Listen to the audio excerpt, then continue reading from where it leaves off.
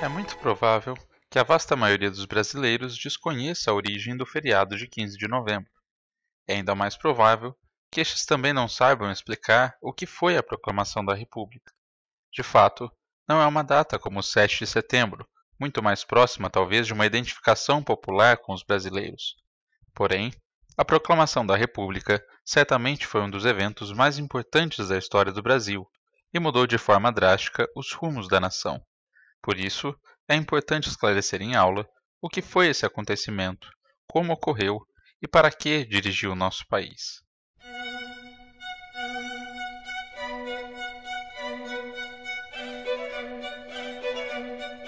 Na madrugada de 14 para 15 de novembro, a família real foi acordada no Paço Imperial com a chegada do tenente-coronel gaúcho João Nepomuceno de Medeiros Mallet. Ele vinha com a notícia de que a família real deveria deixar o Brasil imediatamente, a bordo de um navio. O imperador, Dom Pedro II, horas antes já havia sido informado das ações dos republicanos sob a liderança de Benjamin Constant e do Marechal Deodoro da Fonseca. Sabia também que o governo provisório republicano estava formado, que o império já havia caído e que teria de deixar o Brasil às pressas. Dessa forma melancólica, a família real embarcou rumo a Portugal antes das 3 da manhã de 15 de novembro de 1889. Terminava ali o Brasil Imperial, período que durou quase 70 anos, desde a proclamação de Dom Pedro I como imperador do Brasil em 1822. Seu filho, Dom Pedro II, já bem idoso, deixava o Brasil desgostoso junto com sua família, após ter governado por 49 anos o país que tanto amava. E começava ali a República Brasileira, adotando um modelo de governo baseado nas repúblicas dos Estados Unidos e da França, e que, de certa forma, perdura até nossos dias.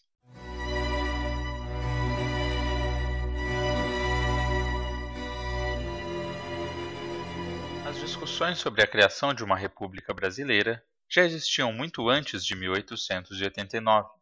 O ideal republicano já estava presente em revoltas como a Guerra dos Mascates, em Pernambuco, 1710, a Conjuração Mineira, em 1789, que teve como Marte Joaquim José da Silva Xavier, o Tiradentes, também a Confederação do Equador, em 1824, e a Revolução Farroupilha, no Rio Grande do Sul, em 1835. Jornais republicanos já existiam desde 1830, mas o grande marco do início da jornada republicana no Brasil só se deu em 3 de novembro de 1870. Nessa data, foi fundado no Rio de Janeiro o primeiro clube republicano do Brasil, formado por dissidentes do Partido Liberal. Magoados com o imperador, os membros do clube haviam visto Dom Pedro, 2 anos antes, trocar um ministério liberal por outro formado por conservadores, ignorando assim a opinião da maioria na Câmara dos Deputados.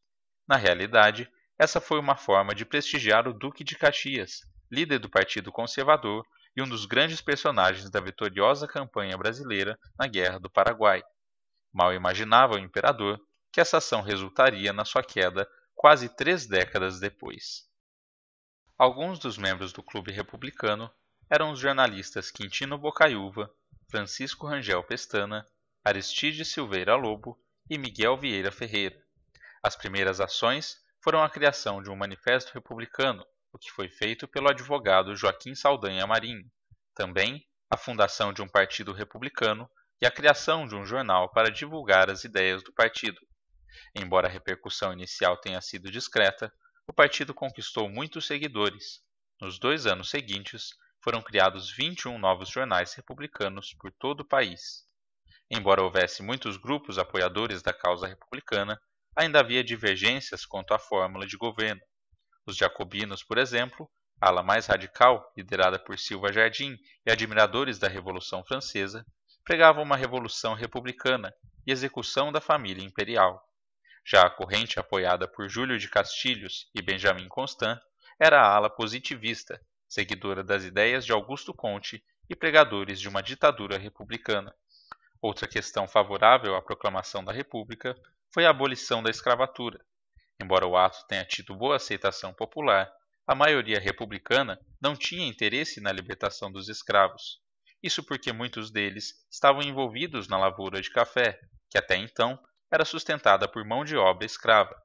Em Itu, por exemplo, cidade considerada o maior centro republicano da época, haviam 4.425 escravos numa população de 10.821 pessoas, ou seja, de cada 10 ituanos, 4 eram escravos.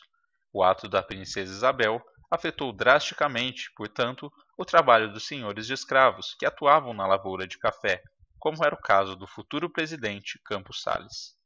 Por fim, a derradeira questão que enterrou de vez o Império do Brasil foi a absoluta inoperância do imperador Dom Pedro diante das claras evidências de um motim republicano contra o Império.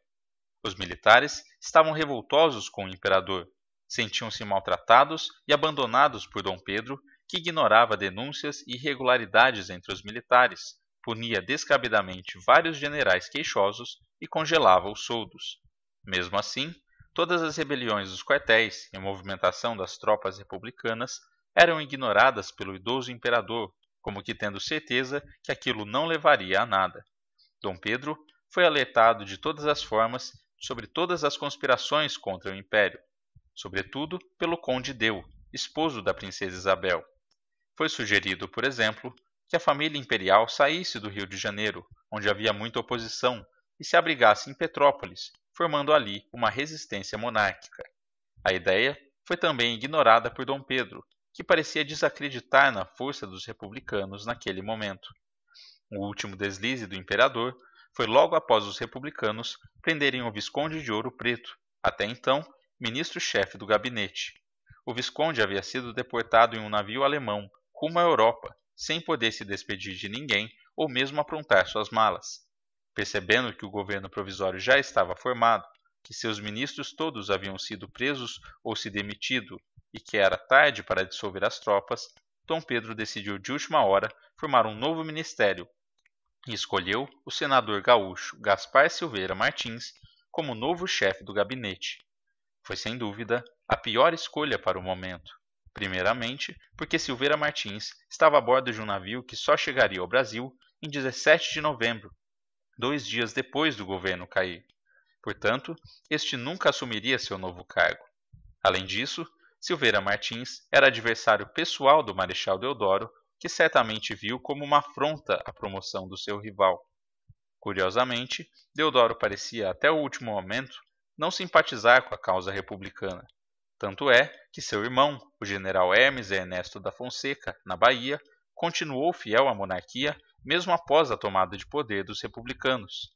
Esta foi a última decisão de Dom Pedro e também a última de um monarca no Brasil. A queda estava decretada.